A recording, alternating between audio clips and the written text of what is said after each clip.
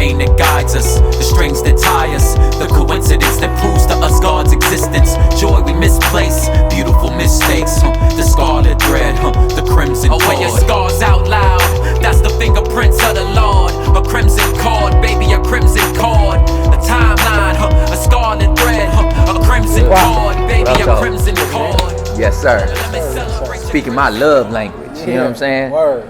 Hey, so we got you here, obviously. Yes, sir. Just want to chop it up about the album, the Yes, tour, sir. and all that. It's looking good. I'm Southern California. Sunny, Southern California. CA all day. Right. Hey, tell us really what inspired the album, man. Crimson Cord. What's good? What's that? Man, so Crimson Cord is a play on words about like our timelines, right? So our cord being our timeline, and crimson being really looking back in our lives and seeing like the fingerprints of the Lord in all of the things. Like my life isn't like a collection of like these huge miracles. It's more like just normal, average, everyday workings of things that are amazing, things that are terrible, tragedies, success, triumphs, like all of it wrapped in one. And when I look back over my cord, I can see the crimson fingerprints of the Father, right? So the album's more like a celebration of all of our past and our timeline that made us the person that we are. That's just the Crimson Cord. Yeah, man. What inspired that?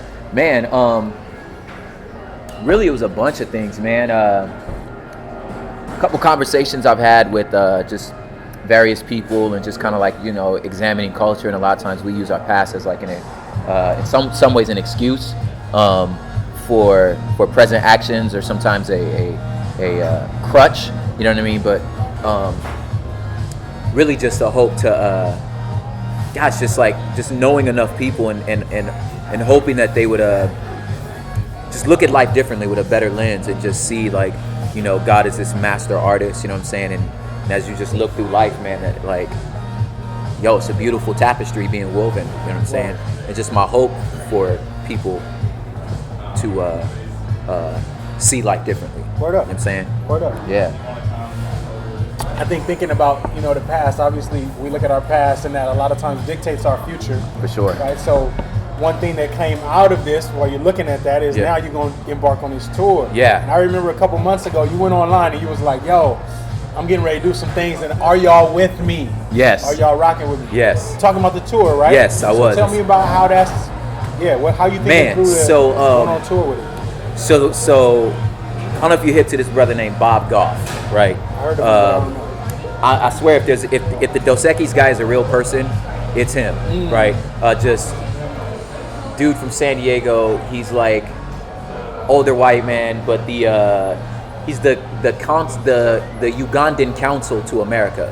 Like so his house is like sovereign soil because it's Uganda. Wow. His house is in Point Loma, right? Wow. So it's just like he's just a G, man, just super brilliant dude. And I'm sitting down just talking to him about life, man, and he was like, look, man, you know, the way that we're built, man, is we need mountains to conquer, you know what I'm saying? So you got to find a mountain, and if there's not one, make one, right? So for me, it was like the mountain to conquer, whether it was in my personal life, in my career, or just in my growth as a man. It's like I needed to step out on something that's not safe, right? So doing the Unashamed tour, I mean, that's safe. You know what I'm saying? Like, it's not, I'm not selling no tickets on that one. You know what I'm saying? You with all these heavy hitters, so there's no risk. You know what I'm saying? Doing the Higher Learning tour with Lecrae and D1, I mean, there's no risk involved there. You know what I'm saying? But stepping out and saying, did I waste the last 2 years of my life touring excellent? And if I didn't waste it, then I should be able to say, okay, on this album, headline a tour, you know, save your pennies, get on the road, book venues that aren't safe, you know what I'm saying, where there's risk and you have to sell tickets or this thing could fail, you know what I'm saying? So it was like, let's go on this adventure, you know what I'm saying? And so that was like the adventure. It's like, man, it's a risk. I've never headlined, you know what I'm saying? My own tour, I've never done that, you know what I mean? So it's like, at some point you got to try, or you wasted your last 2 years, you know what I mean, trying to promote and you know, perform and sell music, you know what I'm saying? Word. We know a lot about that at SVLA, brother. Yes, you do. Real rap. So our whole thing is, even before you went on the Unashamed tour, we was like, yo, he about to go on the road with them, but somebody needs to make noise about excellence, yo. Yeah. So that's why we was like, yo, let us do this release party in little South Central LA. Let's do what we can, but let's make this joint happen. Yeah, and it was incredible. Yeah. So you know, fast forward 2 years later, we like, yo, Sound Vision, we want to rep. Let's do it big. Yeah. So you mentioned venues. Yeah. We think about just, you know, as you go across the nation, you guys are doing this. How many cities? 13 cities. 13 cities. 13 cities. Y'all gonna hit 13 cities, and then in terms of those venues, what is it gonna look like? Yeah, they're probably 80 to 90% general market, just like bars and pubs, and then a couple churches that are like super cool to us.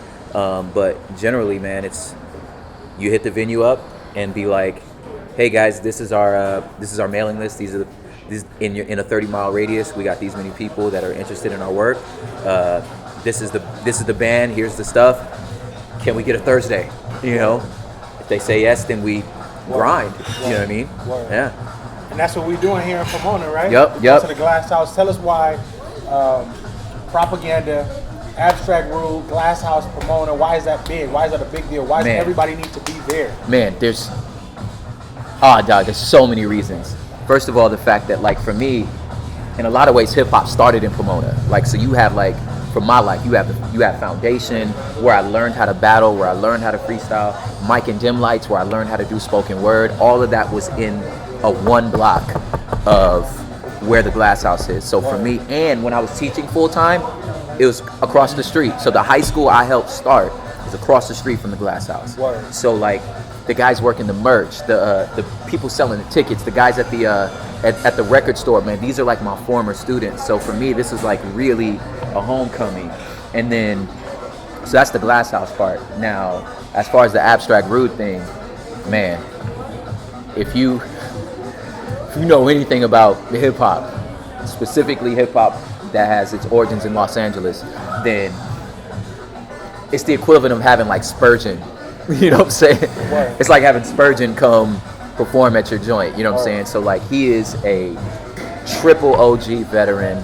I have patterned so much of my music, my understanding of music, my understanding of the culture was because, look, I'm trying to be like Abstract Rude. Like he was my hero for a while. You know what I'm saying? Right. So the fact that he would be willing to do this is like, it's just a triple honor. So for you as a consumer, maybe you're not hip to Abstract, you know what I'm saying, or even Freestyle Fellowship, or even Project Load, or like all of what LA hip hop is. Yeah. Anybody that you think you know from Cali, somehow or another, had to go through that crucible. Yeah. And so for him being one of the original founding like members of that is like, it's ginormous. So like, come get your history lessons, you know what I'm saying? You could see the origins of all of our styles, man. I'm telling you, Ab, like, we owe a lot to that dude. Word. You know what I'm saying? So him being there, like, you're seeing one of my heroes. That's what's up. Yeah. That's what's up. Yeah. Yeah, we honored to do that. That's man, banging. so dope. So dope. That's banging. Let's hear Killer Cali. Killer Cali, West Coast, May 29th, Glass House, myself, my dog Swoop, Jay Givens, DJ Effecto, and the West Coast OG, Abstract Rude. Y'all please come out. Sound Vision doing it amazing. Humble Beast out here building. Love y'all. Shout out Acrylic, who's been such a great partner with us. Listen, you just need to be here. You just need to be here. It's finna be an incredible party. So, and can't wait to see y'all. HumbleBeast.com. Go get them tickets. And let's just have a good time, y'all. Can't wait to see you. Right now, let's enjoy this Venice Beach West Coast. What it do to a boy's brain to see his father through glass walls, while algebra homework's less important than last calls.